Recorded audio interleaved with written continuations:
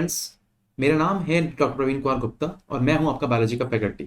इस वीडियो में हम देखेंगे बहुत इंपॉर्टेंट एक टॉपिक जिसका नाम है पॉलीमरेज चेन रिएक्शन। जब बायोटेक की बात करते हैं तो कहीं ना कहीं हमारे दिमाग हमेशा अटकता है PCR, a tough topic, but इसको हम समझेंगे in less than 5 minutes. Are you ready?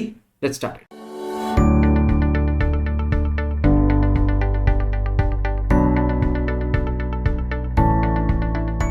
जब बात करते हैं पीसीआर की, तो पीसीआर का फुल फॉर्म होता है पॉलीमरेज चेन रिएक्शन। पीसीआर एक ऐसी टेक्निक है जहां पर आप किसी भी डीएनए को एम्पलीफाई कर सकते हो।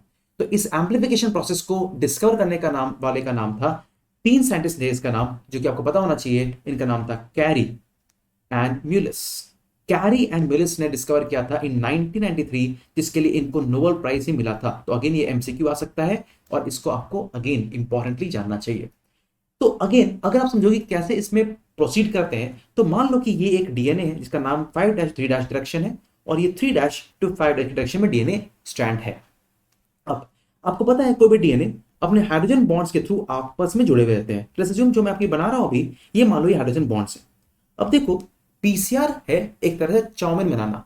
हाँ जी, चाउमीन बनाना। क्या हम चाउमीन बनाते हैं? कैसे बनाते हैं चाउमीन घर में? आपने लिया चाउमीन, डाला उसको गरम उबलते हुए पानी में।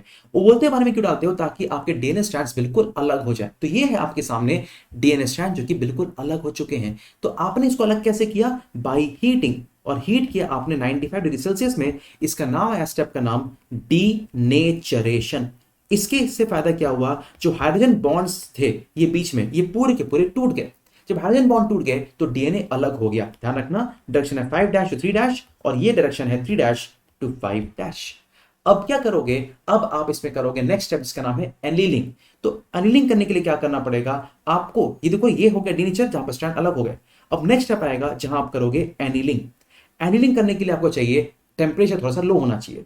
तो अनील करने के लिए, एनीलिंग, इसको स्टेप करने के लिए हल्का सा आंच को बढ़ाओ, बहुत ऊपर नहीं, but only at 50 Celsius, because अब आप डालने वाले मसाला।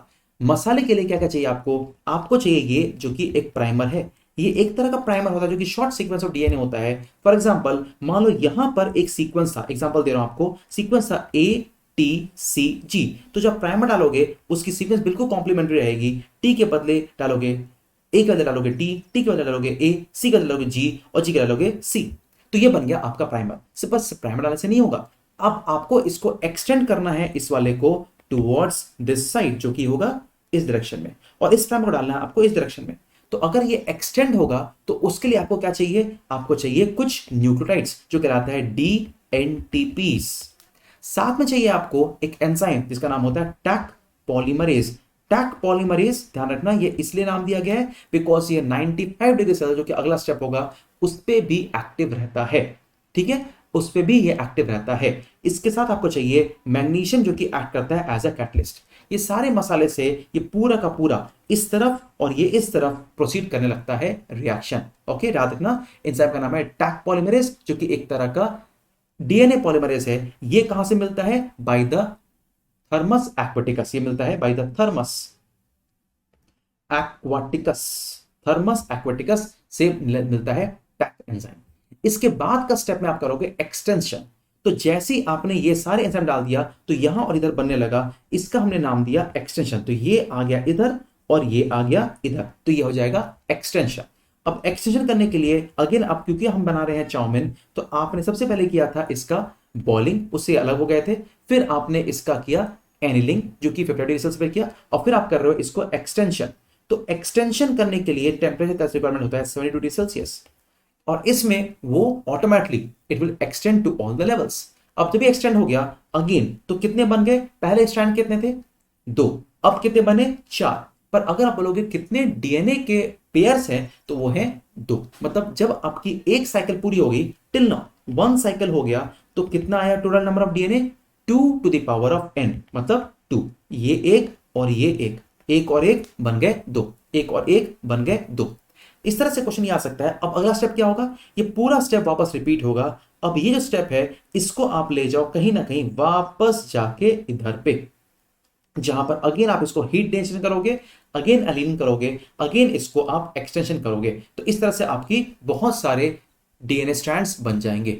एक बात का ध्यान रखना, अगर क्वेश्चन आता है थर्ड साइकिल के बाद कितना होगा 2^3, जो कि होगा कितना, it will be 8 DNA copies, 8 DNA copies.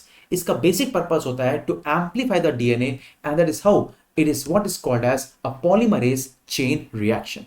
I hope आपको ये कंटेंट अच्छा लगा होगा। अगर आपको अच्छा लगा तो इसको आप लाइक करो, सब्सक्राइब करो चैनल को, ताकि आपको अगली वीडियो आप मिस नहीं करो।